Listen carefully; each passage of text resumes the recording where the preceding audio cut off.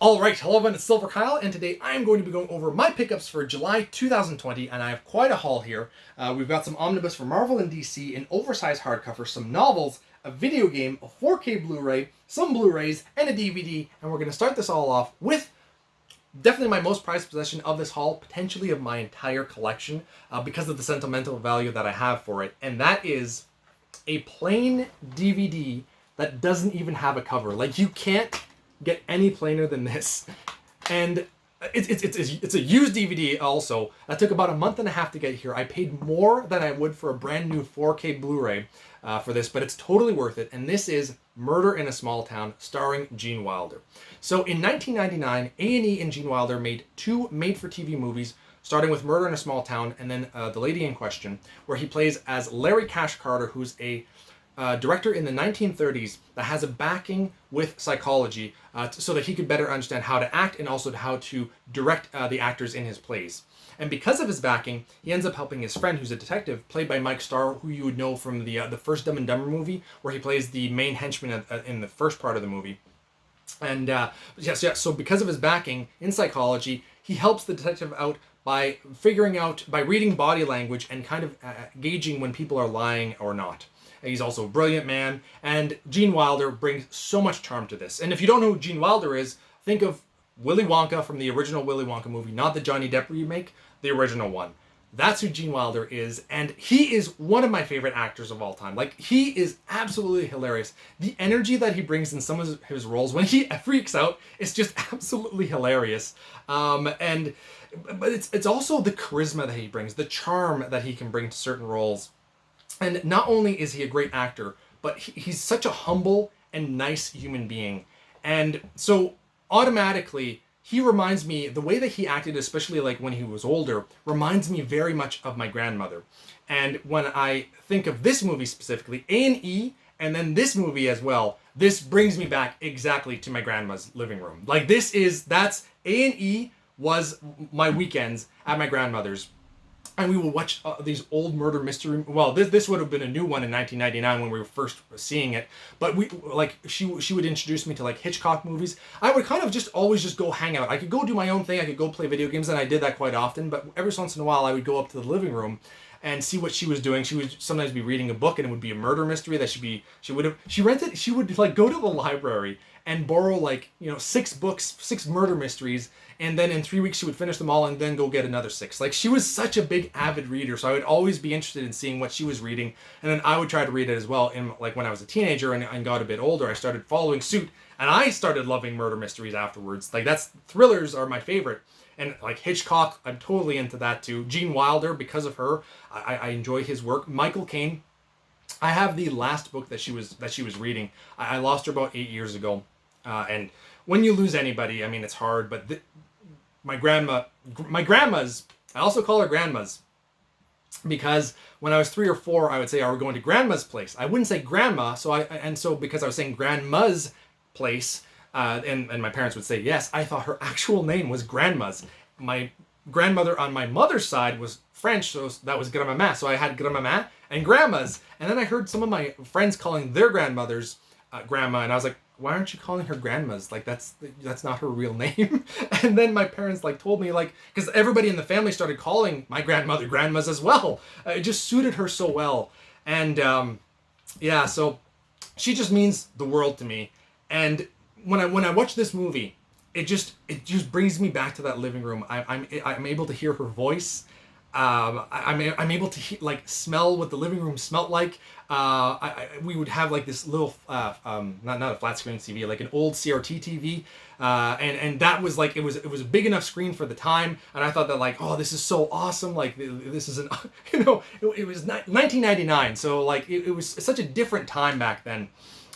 You'd watch movies with commercials and stuff like that. It's such a weird time to think of that, but it's something that I cherish so much because my grandmas just looked at life in such a different way. She was also so badass too, though, at the same time, because she'd be watching movies or TV shows like Deadwood, and it's swearing left and right, and she never swore. She would say "slappin' old Nelly" and things like that instead. But yeah, so Gene Wilder, and the fact that this brings me back so many memories. it just means so much to me. I saw, you can actually see it on YouTube if you want to. It's in 5 parts. Not the greatest quality, and I mean, the DVD isn't that much of more of an upgrade, but it did clear out the picture quite a bit. I would kill for a Blu-ray copy of this. I don't think that that'll ever happen. I would even go for a digital copy of this if I could get it in like 720p. I'd be so happy. I'd be freaking, oh man, that would make me so happy. But I'm still so happy that I have a physical copy, so that if ever it's not on YouTube anymore, I can't see it. But yeah, if you've never seen Gene Wilder, I strongly recommend Young Frankenstein and potentially Murder in a Small Town, and then The Lady in Question that you can check out on YouTube. But it's so hard to find. Yeah, just brings back so many memories. We're going to call this the Grandma's edition of my pickups. All right, enough about that. Let's keep going on, because we've got quite a bit. Here's something that kind of relates to, not real, well, it's an old movie that I've never seen, but my grandmas loved James Stewart. So I've seen, I was watching Vertigo. Vertigo was the first movie that I saw, and I only saw half of it with James Stewart, and she loved him. And I had also seen Rear Window with her. And that made me a big fan of, first of all, Hitchcock, but also James Stewart. And I've heard so many good things about Mr. Smith Goes to Washington. It was on sale for $10, so I had to pick it up. There is a 4K of this, but I think that this will do it justice. And it's also the 4K is in a package, like it's a collection with 5 other movies, I think. So, and I don't really want necessarily all those other movies, so I decided to go with the Blu-ray. But I did get, I have a few 4Ks, so we'll go with the other Blu-ray that I picked up, and that would be The Verdict with Paul Newman. I think this was like $5 or something like that, brand new. So I'm very happy to have this as well. Never seen this, and I've seen a few Paul Newman things from back in the day, but it's only glimpses, and once again, it would have been with my grandmother at the time. So I can't wait to see that. I don't know if she's actually seen that one. I'm gonna have to go through like a bunch of movies that I want to check out that she had. I also have the last book that she was reading, which is Michael Caine's autobiography, and I have the actual bookmark for where she was. I haven't gone to read it yet because it's just, I haven't really thought about it in the last few years, and I was when she first passed, it was just way too soon kind of thing. But now I'm actually considering going to read that. And Michael Caine's another one that reminds me of her. There's certain like older actors or actresses, like the girl from Murder, She Wrote, that reminds me of her because she would also be watching that quite often. We would watch Columbo and things, and I'm currently watching Columbo right now. I think I'm in like a grandma's mood right now. It's great. I love it right now.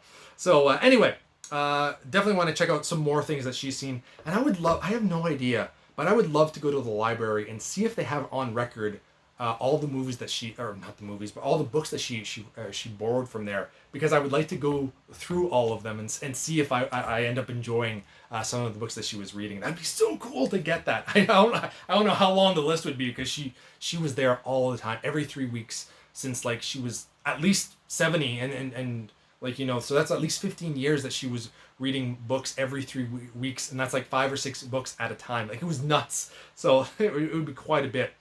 All right, next up is Shazam, which was on sale for $20, 4K. Very happy with that. Haven't checked this one out yet, but it does look like it would be kind of up my alley, and I do want to see all the DC movies. And Jaws 4K. I did an unboxing of this. Look how much the colors are popping already. Like, that's nuts. I just love this. I didn't think that I would like the lenticular cover, but it's growing on me. And I have watched this. The 4K is very nice. I wouldn't say that it's the best. There are certain scenes, though, when they have like a close-up, that it's so crystal clear, and it's like I'm looking at that and I'm like, how is this movie made in 1970? Like, it doesn't make any sense that this is over 45 years. I think this is the 45th anniversary. So yeah, 45 years old. And it's crazy when you look at some of those scenes, how clear that they can be. Not everything looks immaculate. It still looks great. But you can still tell that it was a movie made from back then. And Jaws is one of the best movies ever made. Like, this is a 9 out of 10. I absolutely love this movie. I definitely have to make a list of my top 10, if not 20 or 30 movies of all time. And Jaws is definitely in there. Next up is Story of Seasons, Friends of Mineral Town, which is the remake of the Harvest Moon Friends of Mineral Town from the Game Boy Advance in 2003, which in itself is really a port of Harvest Moon Back to Nature on the PlayStation 1, which in itself as well was kind of like the realized vision of what Harvest Moon 64 was from 1998. There's a lot of degrees of separation there. And this is another game. I used to play Harvest Moon religiously back in the day. And I've played quite a bit here. I will say that I think I will do like a review and thoughts and impressions to go a little bit more into detail. I am enjoying it, but it's not as good as the original Back to Nature was. And same thing even for the Game Boy Advance version of it. You'd think that it would be better because it's, you know, a 2020 game, but it's not really there. And one of the things that I loved about this is the sound that you'd have when you're walking around and you're throwing things in the bin. There's a specific sound that it made, and it was hilarious. And my grandma's loved it. She would be laughing every time that I'd be throwing the eggs in the bin. It would like a bloop bloop bloop bloop, and she'd just like be giggling in the background. So I was really sad to see that they didn't have those actual audio tracks in here, and they went with a more generic noise, which is a little bit too unfortunate. But still, very good game that I'm still enjoying quite a bit, and it does bring me back as well, but definitely a different art style. It's a chibi style that they're going with here. But if you like Animal Crossing or Stardew Valley, you might like this as well. I would say Stardew is better though. And if you can get the Back to Nature PlayStation 1 version of this game, or you have the Game Boy Advance or the Harvest Moon 64 as well, and they're all available. The Game Boy Advance one and the Harvest Moon 64 are available on the Wii U Virtual Console, and the PlayStation 1 Harvest Moon Back to Nature is available on PlayStation 3 with their whatever it is that they have, the classics, I think, or something, PlayStation 1 classics. Okay. So that's all done for the movies and the video game. Now it's just going to be novels and some comic book stuff.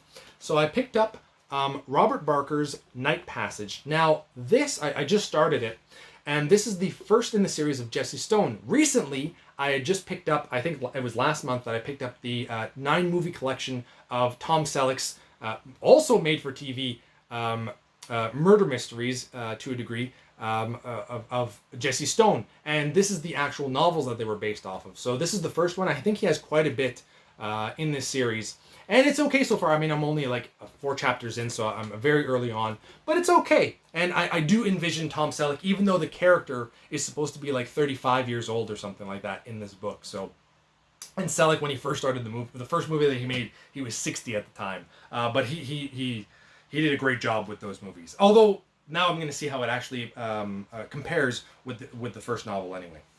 Next up I got, this just came out just a few days ago, and this is R.A. Salvatore's Relentless, which is a Driss novel. This is the latest in his series. This finishes up his new trilogy, which I've heard so many good things about, but I'm still stuck on like book 15 or something like that. I got to start that one before I move on to like book 35 or 40. I don't know how far they are in here.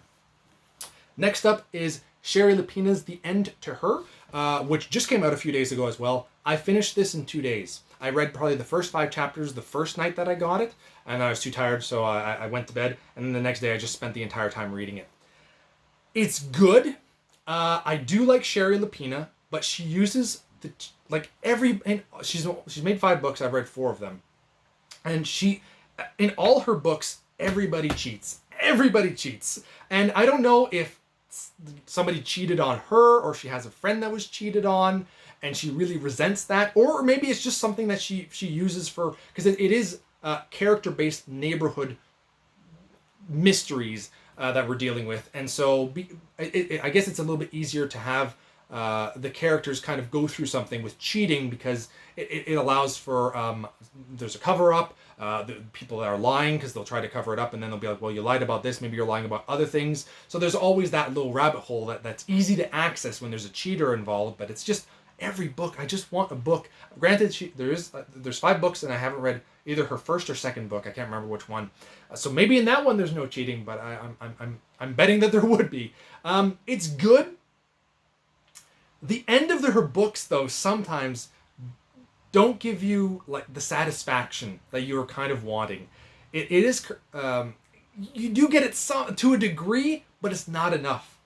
You need more catharsis at the end of her books, and she tries to give it to you, but it's tainted a little bit. And now, because I've read three of her books previous to this, I was able to kind of see exactly where she was going with this. So the twists weren't as big to me anymore, but still, there's characters in here that you absolutely hate, and it's interesting to kind of see where they end up in the end. The first few chapters are kind of okay. Then you get into the middle, and for like a good, I don't know, from like the 10% to 90% of the book is absolutely phenomenal, and you can't stop. Like, it's once you start, it's just nonstop. You just a page turner, and this isn't those cheap page turners that they have where they put like a little cliffhanger at the end, and then so you need to know what's going to happen, so you start reading the next few pages, and then you find out that it's just it was just a cat making a noise or something like that. No, when she puts a page turner on here, and then you keep going, you find out this huge revelation, and you're like, what? This is insane. This is crazy. And then later on, you'll get another page turner, and it's another thing, and it just keeps building and building and building and building. But I can kind of see where she's going with some of her twists, and I was able to guess within the first few chapters kind of where this was going to go. But it's still it's potentially still worth a read. I would say that her third book, which is I think An Unwanted Guest, that one is her best book. And that one, she doesn't rely, I wasn't able to tell any of the twists in that book. Well, maybe some of the smaller ones, but by the end of the book, I was not able to guess at all. And that would by far be my best recommendation for her. Next up is the oversized edition of the Immortal Hulk by Al Ewing. I did an overview of this. This looks awesome. I can't wait to dive into this. I do have the first volume, and I do have continuing after this. This is I'm looking at the comics right now. This is issues 11 to 20, and I started picking up the single issues starting at 22. So pretty much I'll be almost caught up once I finish this, and I can continue on with the actual single copies. I also got the Silver Surfer omnibus, volume 1 by Stan Lee and John Buscema. And this was a whale for the longest time. It's recently come back into print. I think that there was maybe low in stock at the beginning because of everything that's kind of going on, but I think that they are bringing it back into print in September or something like that, or they're going to have more copies made and available if you are interested in this. It is kind of a thin omnibus, though. Same thing with the oversized hardcover, but an oversized hardcover, you kind of expect that. But if you look at that, not a lot. I think this is only like 500 and some pages for this omnibus, whereas most omnibuses are like 850 to 1,000 or something like that.